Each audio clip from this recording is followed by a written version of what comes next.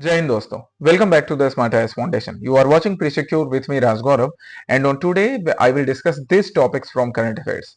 But before starting today's session, on behalf of all of you and from my heart, I want to show my sincere gratitude and thanks to our beloved sir and my dearest friend Prasant sir that he continued this session. And from today onwards, I will continue it like earlier.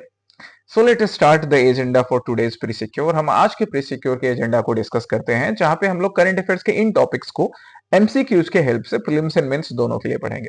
ठीक है, जो पहला topic आज हम discuss करने वाले हैं वो है अर्थ समिट।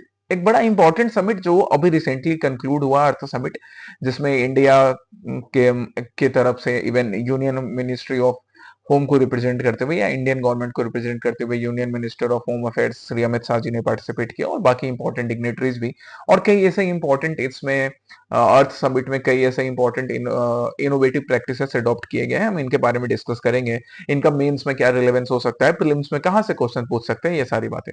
सेकंड टॉपिक होगा indigenous fighter aircraft escape system. Hollywood के मूवीज में हमने टॉम क्रूज साहब को, who is one of my favourite actor, one of my most favourite actor, उनको हमने ऐसे कई स्टंट करते देखे हैं कि फाइटर प्लेन उड़ा और अचानक से वो आप उस सेकंड में फाइटर प्लेन से इजेक्ट कर जाते हैं। ये indigenous fighter aircraft ejection system ना हमारे पास नहीं था। रिसेंटली दुबई एयर शो में एक हमारी वीर जवान फाइटर पायलट की डेथ भी हुई ऐसे ही एक एक्सीडेंट में। अब ये जो इनोवेशन है ना, ये ऐसे एक्सीडेंट को फ्यूचर में रोकने में हेल्प करेगा, और इंडिजीनियस है मतलब भारत ने उसको खुद से डेवलप किया है। आज हम इसके डिटेल्स डिस्कस करेंगे। The third topic would be the terms which are related to Umeed portal and the terms these are mentioned in the news, Waqf and Mutawalli. Umeed portal मैंने पहले भी प्री सिक्योर में डिस्कस किया है, आज भी ब्रीफली तुम्हें बताऊंगा, आप उस प्री सिक्योर के सेशन को भी देखना। और हम आज इन दोनों टर्म को समझेंगे, वक्फ एंड मुतव्वली, इन दोनों टर्म को। The fourth would be wild life crime control bureau and interpol. Interpol and wild life crime control bureau of India ने मिलकर इंडिया में एक सक्सेसफुली एक ऑपरेशन को अंजाम दिया। हम उसके डिटेल्स भी देखेंगे, और ये दोनों ऑर्गेनाइजेशंस क्या हैं। जैसे इंटरपोल का रेड नोटिस, उसके ऊपर तो एक बड़ी फेमस हॉलीवुड की मूवी बनी हुई है। तो ये इंटरपोल का रेड नोटिस क्या होता है, कई बार हम सुनते हैं ये रेड नोटिस वाला टर्म, आज हम इसे डिस्कस करेंगे। The fifth topic would be a disease which was mentioned in the news. ये आप जो देख रहे हो ना, ऑन्कोसिरियासिस, ये एक डिजीज है जो कि न्यूज में मेंशन था। इसको हम डिटेल में आज इसके डिटेल्स डिस्कस करेंगे कि किसके वजह से, किस पैथोजन की वजह से, वायरस के वजह से, बैक्टीरिया की वजह से, आखिर किसके वजह से ये डिजीज होता है, किस रीजन में देखने को मिल रहा है, इंडिया में है या बाकी किसी रीजन में, वो सारे details. And then practice questions आपके लिए आपके होंगे प्रैक्टिस सेशन के। ठीक है, so let's come to the very first topic, the earth summit 2025। Earth summit 2025, अब यहाँ पे honourable union ministry of home affairs, union minister of home affairs Shri Amit Shah ji को देख सकते हैं, that he inaugurated earth summit in Gandhinagar. Gandhinagar Gujarat में अर्थ समिट 2025 को inaugurate किया गया है। अब हमें इसके डिटेल्स जानने हैं, पहले हम देख लें कि यहां से क्वेश्चन कैसा बन सकता है, हम किसी चीज को एलिमिनेट करके एमसीक्यू बना सकते हैं या नहीं बना सकते, देखते हैं। पहला statement, the Earth Summit 2025 held in Gandhinagar is the second edition of a three summit series and focuses on strengthening the rural economy। कि ये थ्री सीरीज का जो समिट है उसका सेकंड एडिशन है। ये चीज ना आपको मालूम होना चाहिए, गांधीनगर में हुआ, ये तो न्यूज क्लिपिंग से हमें मालूम पड़ गया।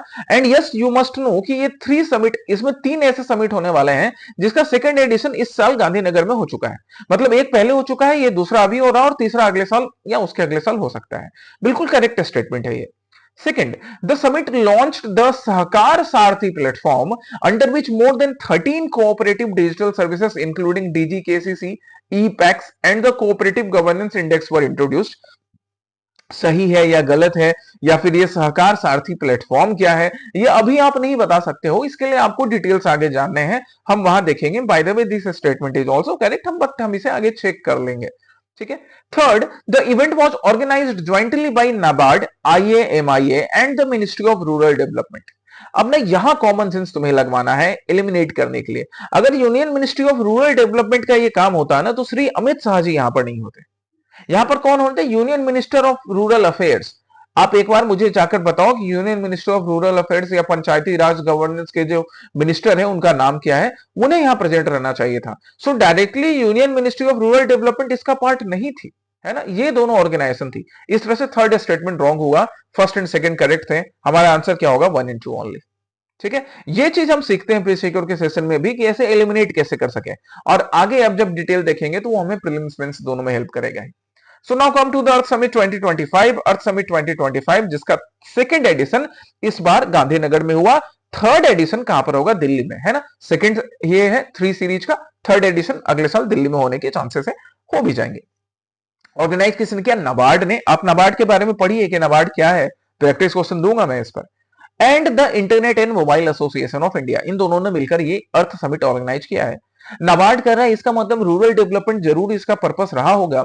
And internet and mobile association of India कर रहा है, इट मींस कि रूरल डेवलपमेंट या रूरल पीपल से रिलेटेड जो भी सर्विसेज हैं वो सर्विसेज उनको ना डिजिटल मैनर में प्रोवाइड करने की कुछ पहल होगी, कुछ इनिशिएटिव होगी। यहां पर थीम इसका रखा गया है strengthening the rural economy and finding solutions for rural development by using internet, by using AI, by using mobile application, ऐसा कुछ। ठीक है, चलिए अब वहां पे लॉन्च किया गया एक बड़ा इंपॉर्टेंट इनिशिएटिव जिसका नाम है सहकार सारथी। बहुत बढ़िया, इस टर्म को हम याद रखेंगे कि ये टर्म क्या है? सहकार सारथी, जिसको अर्थ समिट 2025 में गांधीनगर गुजरात में लॉन्च किया गया। गांधीनगर, बापू का नगर गांधीनगर। क्या है ये अर्थ समिट, क्या है ये सहकार सारथी? सहकार सारथी 30 न्यू प्रोडक्ट और सर्विसेज को ना एक साथ लेकर आता है, जैसे डिजिटल किसान क्रेडिट कार्ड, ईपीएसीएस या ईपैक्स मतलब computerisation of primary agricultural credit society. हमारे किसान बंधुओं को, किसान भाई बहनों को एग्रीकल्चर क्रेडिट सोसाइटी से जो कुछ भी क्रेडिट मिल सकता है, मतलब लोन वगैरह मिल सकता है, उसके सारे इंफॉर्मेशन कंप्यूटराइज करना, यही ई पैक्स है। सहकार टैक्सी भी बड़ा अच्छा इनिशिएटिव है। ये कोऑपरेटिव टैक्सी सर्विसेज है जो कि इंडिया का लार्जेस्ट टैक्सी सर्विस हो सकता है, आगे टारगेट किया जा रहा है to compete with private aggregators like Ola, like Uber, like other such services. बड़ा अच्छा इंपॉर्टेंट है सहकार टैक्सी। मेंस के आंसर्स में आप वैल्यू एडिशन में इसको ऐड कर सकते हो, याद रखना। Then world's largest grain storage application भी डेवलप करना है, एप्लीकेशन डेवलप करना है, फैसिलिटी नहीं, एप्लीकेशन। इसलिए इंडिया, ये जो मैंने ऑर्गेनाइजेशन बताया था ना, internet and mobile association of India, इस वजह से उसका न्यूज, उसका रेफरेंस है, उसका रेलेवेंस है कि ऐसी एप्लीकेशन डेवलप कर सके। सो इस तरह से नाबार्ड अपने एक्सपर्टाइज को यूज कर रहा है और साथ ही साथ मोबाइल, इंटरनेट या एआई से रिलेटेड जो कुछ भी नए नए इनोवेशन होते हैं उसको रूरल डेवलपमेंट में इंक्लूड करेगा। गुजरात मॉडल, ये जो गुजरात मॉडल यहाँ पे मेंशन है, देखो गुजरात मॉडल क्या होता है। गुजरात में एक बड़ा अच्छा इंपॉर्टेंट मॉडल है गुजरात का अमूल, और गुजरात में कई ऐसे अलग अलग इनिशिएटिव भी हुए अमूल के अलावा, जहां पे कोऑपरेटिव सोसाइटीज ने रूरल एरियाज में बड़ा अच्छा काम किया। उसी गुजरात मॉडल को पूरी इंडिया में रेप्लिकेट करने की बात की जा रही है। ठीक है, यही है यहाँ का गुजरात मॉडल जो मैंने यहाँ पर मेंशन किया है। यहाँ मेंशन किया है, ये तुम कर्सर को देख सकते हो, यहाँ गुजरात मॉडल, राइट। चलिए, और इसमें ना बिल्कुल कोई पॉलिटिसाइजेशन नहीं है। आप गुजरात मॉडल ऐसा करके अपने मेंस के आंसर में भी लिख सकते हो that Gujarat model it means here including the और taking inspiration from the successful example of cooperatives from Gujarat like Amul, और you can find other successful example of cooperative societies from Gujarat. आप ऐसे एग्जांपल्स ढूंढिए, कमेंट सेक्शन में भी मुझे ढूंढकर बताना। अब हम नेक्स्ट टॉपिक पर आते हैं। नेक्स्ट टॉपिक क्या है? Indigenous fighter aircraft escape system. ये है वो फाइटर इंडिजीनियस डेवलपमेंट सिस्टम जिसने, जो ना हमारे वीर, हमारे बहादुर पायलटों की जान बचाए। किसने सक्सेसफुल एक्सपेरिमेंट किया है? सक्सेसफुल एक्सपेरिमेंट किसने किया है? डीआरडीओ ने, राइट। और इंडिजीनियस है इंडिया का, मतलब हमारे गर्व की बात है, मेक इन इंडिया, आत्मनिर्भर भारत की तरफ हम बढ़ रहे हैं, बिल्कुल। पहला स्टेटमेंट क्या? The system was successfully tested by the defence research and development organisation DRDO and Hindustan aeronautics limited in high speed rocket sled trial. बिल्कुल, डीआरडीओ एंड एचएएल ने मिलकर इसको सक्सेसफुली अभी इस ट्रायल को कंप्लीट किया है। And now we are part of those elite nations, हम उन एलीट नेशंस के पार्ट बन गए हैं जिनके पास ये फैसिलिटी थी कि जब फाइटर प्लेन हवा में उड़ रहा होगा उसी टाइम में अगर कोई इमरजेंसी लाइक सिचुएशन आया तो हमारा फाइटर पायलट इजेक्ट कर सकता है, कुछ इस तरह से। ये स्टेशनरी नहीं, हमने ये अचीव कर लिया है, ये है ना हाई स्पीड में इजेक्ट करना। चलिए, तो पहला स्टेटमेंट बिल्कुल करेक्ट हो गया भैया, पहला स्टेटमेंट क्या हो गया? करेक्ट हो गया। सेकंड है, the test was concluded at rail track rocket sled facility in UK. क्यों भाई इंडिया में कर रहे हैं, यूके क्यों जाएंगे यार? ब्रिटिश ने हमारे ऊपर वैसे भी रूल किया, हम इंडिया में कर रहे हैं। Second wrong. Third, the trial successfully validated critical functions including canopy severance, ejection seat sequencing and complete air crew recovery using an anthropomorphic test dummy। देखो ये समझाता हूं मैं, सिंपल सिस्टम क्या है। कैनोपी सेवरेंस मतलब हमारा जो फाइटर पायलट होता है ना, उसके ऊपर वो जो नई छत लगी रहती है शीशे का ऐसा, वो हटना सबसे पहले। देन इजेक्शन होना सीट का, and then complete air crew recovery, कि हमारे जो फाइटर्स है ना उनका कंप्लीट रिकवरी हो जाए। इन तीनों चीज को सक्सेसफुली टेस्ट किया गया है। मतलब कैनोपी हट जाए, सर में चोट लगने की वजह से डेथ नहीं हो। टॉप गन वाली मूवी याद है तुमने अगर देखी हो, मैं तो फैन हूं टॉम क्रूज साहब का। तो टॉप गन में उनके दोस्त की डेथ हो गई थी रूस्टर की, ऐसे ही कैनोपी से सर टकराने की वजह से। इजेक्शन अच्छा स्मूथ होना चाहिए एंड फिर रिकवरी भी अच्छी होनी चाहिए पैरासूट्स की हेल्प से। तीनों चीज यहां पर हो रहा है। Third statement is correct. Fourth, the system has been specifically designed for use in all existing Indian Air Force aircraft, including the Rafale and Su-30, Sukhoi 30 MKI। बिल्कुल इन सब में इंक्लूड हो सकेगा ये सिस्टम, तभी तो हमारे लिए कैपेबिलिटी बढ़ेगी। तो 1, 2 एंड 4 आर करेक्ट, बट हमें ढूंढने क्या है? इनकरेक्ट। आंसर क्या होगा बेटा? C2 only. ठीक है, अब तुम्हें समझ में तो सारा कुछ आ चुका है। चलो एक बार फिर से बता देता हूं। क्या है एयरक्राफ्ट इजेक्शन सिस्टम? इसको हम पायरोटेक्निक एस्केप मैकेनिज्म भी बुलाते हैं, जहां पर लेस देन 2 सेकंड में फाइटर पायलट्स हमारे इजेक्ट हो सकते हैं एक्सट्रीम सिचुएशन में। लेस देन 2 सेकंड में इजेक्ट हो रहे हैं, इससे उनकी जान बच सकेगी, और उनकी जान को बचाना बहुत जरूरी है। ठीक है, ये फाइटर प्लेन भी काफी पैसे का होता है, नुकसान होगा, लेकिन हम उन फाइटर पायलट्स को ना सिर्फ पैसा बल्कि स्किल्स, उनकी जान, उनकी जिम्मेदारियों के साथ ट्रेन करते हैं। दैट्स व्हाई उनकी जान बचाना देश के लिए इंपॉर्टेंट है। राइट, ये 0-0 कैपेबिलिटी डेवलप करेगा, है ना। टेस्ट कहां पे किया गया? चंडीगढ़ में, यूके में नहीं, चंडीगढ़। चंडीगढ़ याद है, पंजाब वाला चंडीगढ़। और Hindustan aeronautics limited and DRDO की एयरोनॉटिकल डेवलपमेंट एजेंसी डीआरडीओ ने मिलकर इसको सक्सेसफुली कंडक्ट किया है। दो टाइप के देखो इजेक्शन वाले मैकेनिज्म होते हैं। एक होता है स्टैटिक, जहां पे प्लेन है, स्टैटिक इजेक्शन, और एक होता है डायनामिक, हाई स्पीड में। हमने ये अचीव किया हाई स्पीड। इसके ये जो डिफरेंसेस हैं, आप एक बार टेबल को पढ़िएगा, एकदम सिंपल ये डिफरेंसेस है, बट पढ़िएगा, पढ़ के इसको समझिएगा, है ना। दिक्कत कहीं है बिल्कुल कमेंट सेक्शन में पूछना मेरे से, जैसे पूछते हैं कुछ स्टूडेंट्स भी, और यही मैं सबसे उम्मीद रखता हूं। सिग्निफिकेंस देखो क्या है, ये जो है ना, जैसे मैंने बोला कि बहुत कम ही एलीट नेशंस हैं जिनके पास ये फैसिलिटी है, like USA, UK, Russia and France, and now we have it. हमारा नॉट सो प्यारा पड़ोसी चाइना के पास भी ये नहीं है, या हो सकता है उसने सक्सेसफुली अभी दुनिया को दिखाया नहीं है, पर हमने दिखा दिया कि भाई हम ये कर सकते हैं। Second, it reduced import dependence. अब हमें ऑब्वियसली अमेरिकन या यूके या फ्रेंच या फिर रशियन मॉडल पे डिपेंडेंट नहीं रहना होगा। इम्यूनिटी टू सैंक्शंस हमने खुद से डेवलप किया है, खुद से, अपनी कैपेबिलिटी से। तो यूएसए के जो डोनाल्ड ट्रम्प चचा हैं, वो हम पर किसी भी टाइप का बैन वैन, किसी भी टाइप का सैंक्शन नहीं लगा सकते। ये हमारे तेजस के एक्सपोर्ट को बूस्ट करेगा, क्योंकि ये तेजस में भी कैपेबल है लगाने का, है ना। कॉस्ट एफिशिएंट भी है, क्योंकि देश में डेवलप हो रहा है। So these are the significance of this successful test. चलिए, थर्ड टॉपिक है हमारा, ये वो टर्म्स जो कि न्यूज में मेंशन थे। आप यहाँ पे यूनियन मिनिस्टर को देख सकते हो, श्री किरेन रिजिजू साहब को। He is the union minister of minority affairs, right. इन्होंने क्या बोला, that government is extending the time period, कि अब आपको ना पेनल्टी नहीं लगेगा for 3 months for delayed registration of waqf properties on Umeed portal. Pre secure के सेशन में ही मैंने तुम्हें उम्मीद पोर्टल के बारे में बताया था कि इस उम्मीद पोर्टल में जो भी वक्फ प्रॉपर्टी है, आपको वहां रजिस्टर करना पड़ेगा, सो दैट वक्फ प्रॉपर्टी में भी ट्रांसपेरेंसी बने। लेकिन सरकार ने अभी उनको मोहलत दी है, क्योंकि इसको लेकर काफी प्रोटेस्ट भी हुआ, राइट। पार्लियामेंट में भी काफी बहस हुई, स्टेट लेजिस्लेटिव असेंबली में भी बहस हुई थी। सो सरकार ने बोला कि 3 महीने तक हम आपके ऊपर पेनाल्टी या एक्शन नहीं लगाएंगे, लेकिन 3 महीने से आगे अगर आपने वक्फ प्रॉपर्टी को उम्मीद पोर्टल पे नहीं रजिस्टर किया, तो भैया फिर एक्शन और पेनल्टी के लिए तैयार रहो। क्लियर है ये चीज? चलिए, अब हम जरा ये वक्फ और बाकी चीजें जो न्यूज में मेंशन थी ना, इसको डिस्कस करते हैं।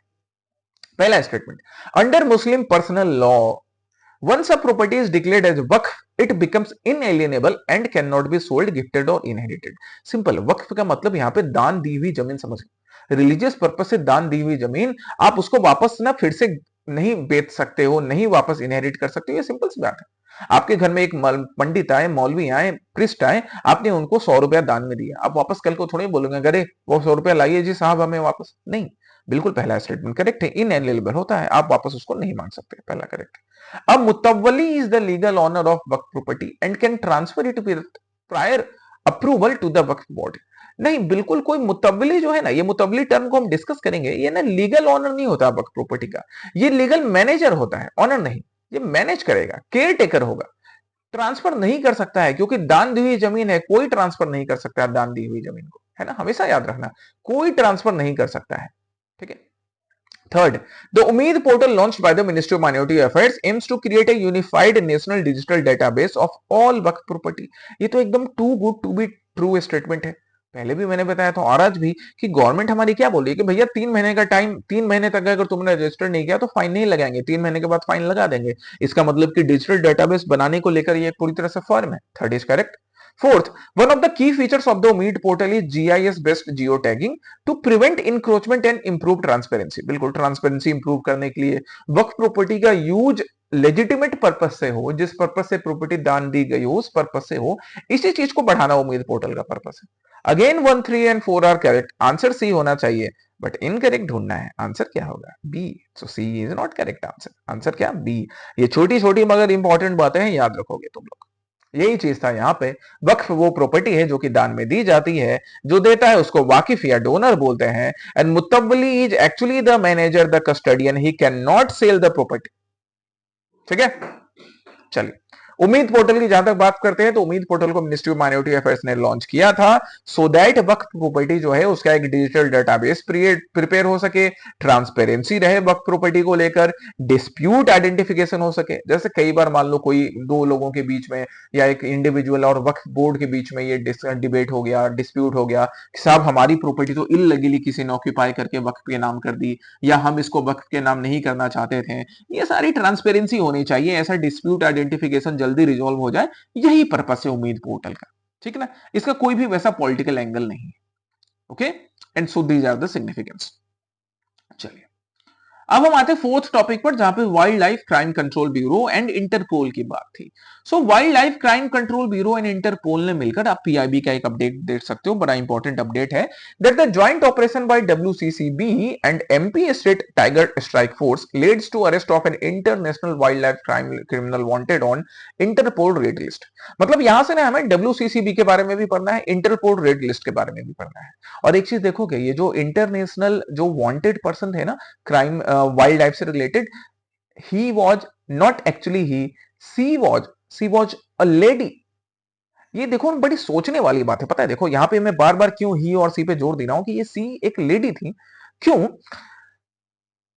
यूजुअली जब आप अभी सिविल सर्विसेज की तैयारी कर रहे हो, आगे जाके पुलिस सर्विसेज का या बाकी ऐसे इन्वेस्टिगेटिंग एजेंसी का या लॉ इन्फोर्समेंट एजेंसी का पार्ट बनोगे, तो एक बड़ा चैलेंज ये भी रहता है कि भाई जो जिनके ऊपर हम एक्शन लेने की बात कर रहे हैं या फिर कोई पर्सन है जो कि वांटेड है, तो most of the time people think कि वो, most of the time even the investigators, they have a pre conceived notions, right, कि ये ना किसी मेल ने कमिट किया होगा ऐसा क्राइम, ऐसा ड्रेडेड क्रिमिनल है। हम जब बात करते करे बड़ा ड्रेडेड वाइल्ड लाइफ क्रिमिनल है, तो तुरंत हमारे मन में पुष्पा आ जाता है, वो फर्जी सा पुष्पा। नहीं, वो पुष्पा एक्चुअली में एक फीमेल भी हो सकती है, वो भी ड्रेडेड क्रिमिनल हो सकती है। वीरप्पन मेल था बट फीमेल भी हो सकती है, और यहाँ पर एक फीमेल को ही अरेस्ट किया गया है। ठीक है, तो ये सारी चीज ध्यान रखना, ये सब ना एथिक्स वाले लेसन में भी काम आते हैं। चलिए आज हम क्वेश्चन देखते हैं इससे रिलेटेड क्या। सो डब्ल्यूसीसीबी एंड इंटरपोल से रिलेटेड पहला statement, the WCCB is a statutory body under the wild life protection act 1972 mandated to combat organised wild life crime in India. एकदम करेक्ट है भाई, ऑर्गेनाइज्ड वाइल्ड लाइफ क्राइम को India में control करने के लिए डब्ल्यूसीसीबी नाम की बॉडी बनी है। सेकंड, रेड नोटिस, मूवी नहीं है ये, एक्चुअली का रेड नोटिस है, issued by interpol serves as an international arrest warrant enabling the member countries to arrest a fugitive. नहीं, ऐसा नहीं है, ये ना कॉमन सेंस से सॉल्व करने वाला स्टेटमेंट है। क्योंकि अगर मान लो इंटरपोल का जो रेड नोटिस है, अगर वो किसी भी पर्सन को डायरेक्टली अरेस्ट करने को अलाउ कर देगा ना, तो इससे किसी देश की सॉवरेनिटी खतरे में आ जाएगी। भारत एक सोवरेन संप्रभु राष्ट्र है। अभी 26 नवंबर को हमने कॉन्स्टिट्यूशन डे मनाया है, तो तुमको लगता है कि सोवरेन नेशन कभी भी अलाउ करेगा उसके किसी भी सिटीजन को ऐसे ही अरेस्ट करने का? वो अपने लॉ के अकॉर्डिंग अरेस्ट करवाएगा, इंटरपोल के रेड नोटिस से डायरेक्टली नहीं। हाँ, इंटरपोल का जब रेड नोटिस इशू होता है तो अरेस्ट को लेकर फिर प्रोसेस तेज हो जाता है, बट डायरेक्टली अरेस्ट नहीं किया जा सकता है, सॉवरेनिटी की बात है। यही सब चीज सीखना है, बिना देखो कुछ पढ़े, बिना कुछ जाने भी रेड नोटिस के बारे में तुमने ये स्टेटमेंट सही गलत चेक कर दिया। Third, the CBI acts as India's national central bureau sorry, just minute, जरा जल पी लेता हूं मैं।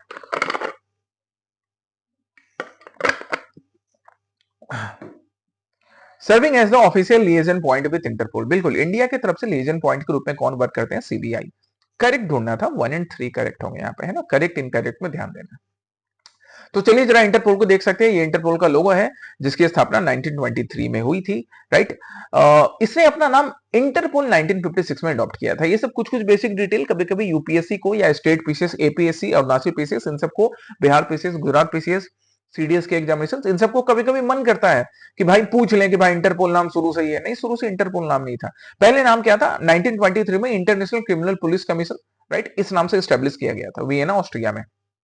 Now, it is the only organization globally with the specific mandate and technical infrastructure to share police information. मतलब पूरे इंडिया, पूरे world में पुलिस इंफॉर्मेशन एक ग्लोबल लेवल पे शेयर करने के लिए एक इकलौता ऑर्गेनाइजेशन है। अभी प्रेजेंट में हेडक्वार्टर इसका लियन, फ्रांस में। India has become a member since it's foundation. इसका फाउंडेशन कब हो रहा है? 1923 में। तो हम 1949 में इसके मेंबर बन चुके थे, शॉर्टली आफ्टर गेनिंग इंडिपेंडेंस। भाई जब 47 में हमें आजादी मिल गई, हम 49 में मेंबर बन गए, फाउंडेशन के टाइम के बाद ही। अब तुम बोलोगे कि सर ये तो 20 साल का डिफरेंस है, 20-30 साल का। तो भाई 1923 में हम कर क्या रहे थे? अब क्या हुआ था 1923 में, बताओ जरा। 1923 के जस्ट पहले चौरी चौरा कांड के बाद, चौरी चौरा इंसिडेंट के बाद, नॉट कांड, चौरी चौरा इंसिडेंट है ना, कांड वर्ड यूज करने से भारत सरकार ने मना किया, अब इसको इंसिडेंट बोलते हैं, घटना बोलते हैं। तो चौरी चौरा की इस घटना के बाद या इंसिडेंट्स के बाद नॉन कॉपरेशन मूवमेंट बंद हुआ था। तभी कहां से हम इंटरपोल ज्वाइन करते हैं? तो आजादी के बाद ज्वाइन किया। सीबीआई लेसन बॉडी के रूप में वर्क करता है, मतलब इंडिया की तरफ से सीबीआई डील करेगा। अब हम आते हैं रेड नोटिस पर। तो रेड नोटिस एक वारंट तो है, right? It is strictly based on valid arrest warrant and court order, but does not hold the legal power to arrest a person directly. Directly नहीं अरेस्ट कर सकते। Interpol can not compel any member country to arrest a subject, जब तक कि वो country अपना on laws नहीं apply करता है। इसलिए तो हमारे यहाँ wild life crime control bureau है, जो कि स्टैट्यूटरी बॉडी है, और उसके अकॉर्डिंग अरेस्ट किया जाएगा। इंटरपोल के रेड नोटिस को डायरेक्टली देखकर नहीं। हालांकि सिग्निफिकेंस है इंटरपोल के रेड नोटिस का भी, और ये जो ऑपरेशन हुआ इसका भी, कि हम क्या करें, इंटरपोल ने एक रेड नोटिस इशू किया कि भाई देखो तुम्हारे यहाँ एक फीमेल वाइल्ड लाइफ ट्रैफिकर है, उसको अरेस्ट करना जरूरी है। भारत सरकार ने अपना डेटाबेस निकाला, भारत सरकार की तरफ से डब्ल्यूसीसीबी एंड सीबीआई ने और स्टेट पुलिस फोर्स ने बोला कि हाँ बिल्कुल इनको अरेस्ट करने को लेकर हम भी तैयार हैं। सबने मिलकर ज्वाइंटली ऑपरेशन कंडक्ट किया और उनको अरेस्ट किया। तो इस तरह से काम होता है, ठीक है। और wild life crime control bureau की बात करें तो स्टैट्यूटरी बॉडी है, जिसका establishment 1972 wild life protection act के थ्रू किया गया। किसके अंदर काम करेगा? It's very easy to understand, ministry of environment, forest and climate change के अंदर। फिफ्थ क्वेश्चन पर आते हैं। फिफ्थ क्या है? Fifth topic ऑनकोसरियासिस। ऑनकोसरियासिस आप यहां देख सकते हैं डीडी न्यूज का, आकाशवाणी का update, that Niger becomes first African country to eliminate onchocerciasis. आप यहाँ पे एक बच्चे से, प्यारे से बच्चे को देख सकते हैं। नाइगर ये नेशन ना, यहाँ पे बच्चे जो हैं इस डिजीज से काफी अफेक्टेड हो रहे थे। और पता है ये डिजीज क्या, ऑनकोसरियासिस डायरेक्टली कहां अफेक्ट करता है? इनके आंखों को। इनकी आंख जो कि दुनिया में अपने लिए एक नया सपना बुन सकते हैं, बेचारे अपने आंखों की रोशनी खोने लगते हैं, राइट? इनकी आंखों की देखने की क्षमता को कम कर देता है ऑनकोसरियासिस। याद रखिएगा ये चीज को। चलिए, अब पहला स्टेटमेंट ऑनकोसरियासिस से related. It is a viral disease that primarily affects the nervous system. अभी मैंने क्या बताया कि आंखों की देखने की क्षमता, सपने देखने की क्षमता शायद आंख नहीं होने की वजह से बच्चों में खत्म कर देता है। तो नर्वस सिस्टम नहीं, आंख देखने की क्षमता खत्म कर रहा है। तो पहला स्टेटमेंट क्या हो गया बाबू? रॉन्ग हो गया, रॉन्ग हो गया, है ना। ओहो, वेट वेट वेट। चलिए, तो पहला स्टेटमेंट क्या हो गया? रॉन्ग हो गया। एक मिनट का साउंड। पहला स्टेटमेंट हो गया रॉन्ग, नर्वस सिस्टम नहीं, आंखों को अफेक्ट कर रहा है। Second, it is transmitted to humans through the bites of infected Aedes mosquito. अब इसके लिए हमें चेक करना पड़ेगा कि क्या एडीज मॉस्किटोस होता है? नहीं, एडीज मॉस्किटोस नहीं, ये ब्लैक फ्लाइज नाम की एक फ्लाइज होती है, मक्खियां होती हैं, उनके वजह से होता है, उनके बार बार काटने की वजह से होता है। एडीज मॉस्किटो से कौन सी डिजीज होती है, जरा मुझे बताओ। पता है तुम्हें वो डिजीज? हम इंडियंस बेचारे उससे अफेक्टेड भी ऑलमोस्ट होते रहते हैं, भगवान ना करे किसी को वैसा। Second statement is wrong also. Third, the disease is most commonly found in rural populations across the sub-Saharan Africa. बिल्कुल सब सहारा अफ्रीका के रूरल पॉपुलेशन में ये मिलता है। So how many correct? Only one is correct. Answer क्या होगा? Only one. सिर्फ 3 करेक्ट था, ठीक है। चलिए, सो अब हम ऑनकोसरियासिस पे आए तो रिवर ब्लाइंडनेस के नाम से इसको बुलाते हैं। इसलिए रिवर ब्लाइंडनेस के नाम से बुलाते हैं क्योंकि रिवर स्ट्रीम्स के पास ये आपको देखने को मिलता है। यहाँ पर ये मक्खी मिलती है, ब्लैक फ्लाई, जिसके काटने से ये डिजीज स्प्रेड होता है, इसलिए इसको रिवर ब्लाइंडनेस भी नाम दिया जाता है। फ्लोइंग रिवर के पास, गांव में रहने वाले लोगों के पास या फिर नदियों के पास रहने वाले लोगों के बीच में ये स्प्रेड होता है। One of the most neglected tropical disease के रूप में से ये है, जो कि पैरासिटिक वॉर्म मक्खियों में प्रेजेंट रहता है, उसके काटने की वजह से फैलता है। ग्लोबल स्टेटस की बात करें तो it is the second leading infectious cause of blindness world wide after trachoma. Trachoma नाम की भी एक डिजीज है जिससे लोगों की आंख की रोशनी जाती है, और उसके बाद सेकंड नंबर में सबसे ज्यादा कौन सा? ऑनकोसरियासिस या रिवर ब्लाइंडनेस। ये यूपीएससी के लिए एंड स्टेट पीसीएस के लिए ना आगे एकदम one of the most important topic है गाइस, याद रखिएगा, बिल्कुल क्वेश्चन आ सकते हैं इससे। 99% से ज्यादा लोग जो है ना वो अफ्रीका और यमन में मिलते हैं, 1% बाकी ब्राजील और बाकी नेशंस में। तो 99% से ज्यादा लोग अफ्रीका और यमन में है, तो हम बिल्कुल बोल सकते हैं ना कि सब सहारन अफ्रीका पॉपुलेशन इससे सबसे ज्यादा अफेक्टेड है। बोल सकते हैं कि नहीं, राइट? 2023 में at least 249.5 million people required preventive treatment against this disease. Preventive treatment, कि ट्रीटमेंट पहले से हो जाए ताकि डिजीज ही ना। और पढ़ते हैं ऑन्कोसिस फ्री कंट्रीज के बारे में। तो 5 countries have been verified by WHO as free of onchocerciasis और रिवर ब्लाइंडनेस, जिसमें 4 in the regions of Americas like Colombia, Ecuador, Mexico and Guatemala है, and 1 in Africa Niger. Africa के तरफ से पहला नेशन नाइगर बना है जिसने रिवर ब्लाइंडनेस को हराया है, ऑन्कोसिस को हराया है। ट्रीटमेंट के लिए आइवरमेक्टिन नाम की मेडिसिन दी जाती है। कोविड के टाइम में ये मेडिसिन बड़ा न्यूज में था नहीं, हालांकि बाद में पता चला कि अरे भाई इससे कुछ वैसा इलाज वैसा नहीं हो रहा है, बट तभी ना फार्मास्यूटिकल कंपनीज ने बड़ा प्रॉफिट कमाया था। खैर याद रखिएगा कि ऑन्कोसिरोसिस के लिए आइवरमेक्टिन दिया जाता है।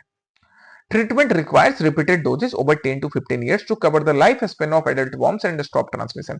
मतलब वो जो मक्खियां है ना, ब्लैक फ्लाइज है, हम डायरेक्टली अगर उनको ही कंट्रोल करने लग जाए तो भी ये पॉसिबल है कि जो ऑन्कोसिरोसिस है वो स्प्रेड नहीं हो, या फिर जिन बच्चों को या जिन लोगों के अंदर सिम्टम दिए मिल रहे हैं उनको आइवरमेक्टिन के डोज देने से 10 से 15 साल के अंदर भी या प्रोलॉन्ग्ड पीरियड तक ये डोजेस देने से उनको ऑन्कोसिरोसिस से बचाया जा सकता है। अब हम आते हैं आज के प्रैक्टिस क्वेश्चन पे। तो आज का पहला प्रैक्टिस क्वेश्चन है सेमाग्लूटाइड नाम का ये जो टर्म जो कि रिसेंटली न्यूज में था, इससे रिलेटेड सेमाग्लूटाइड नाम का ये टर्म है, इससे रिलेटेड ये आपके लिए पहला प्रैक्टिस क्वेश्चन है। आप सर्च करोगे और मुझे सेमाग्लूटाइड के बारे में बताओगे, और साथ ही आज के प्रैक्टिस क्वेश्चन के बारे में ये कल हम लोग डिस्कस करेंगे इसके फिर डिटेल्स। दूसरा प्रैक्टिस क्वेश्चन है नाबार्ड के ऊपर। अभी मैंने नाबार्ड का इन्वॉल्वमेंट आपको बताया, किस तरह से नाबार्ड के इन्वॉल्वमेंट को लेकर हम हमारे मिशन अर्थ में, हमारे अर्थ समिट में हमने नाबार्ड के इन्वॉल्वमेंट को देखा था। तो नाबार्ड से रिलेटेड आपका ये दूसरा प्रैक्टिस क्वेश्चन हो गया। ये दोनों प्रैक्टिस क्वेश्चन के आंसर्स आपके लिए मुझे बताने हैं, पहले इन दोनों टर्म्स के बारे में, नाबार्ड के बारे में पढ़ के, और ये जो टर्म सेमाग्लूटाइड न्यूज में था इसके बारे में पढ़ के। प्री सिक्योर का सेशन आपसे रेगुलर उसी तरह मॉर्निंग में होगा, इसलिए 8 और 9 दिसंबर का प्री सिक्योर का सेशन मैंने एक साथ इसी में करके आपके लिए अवेलेबल करवा दिया है। आगे से हम रेगुलर इसी तरह से मॉर्निंग में रहेंगे। So keep studying, take care, जय हिंद।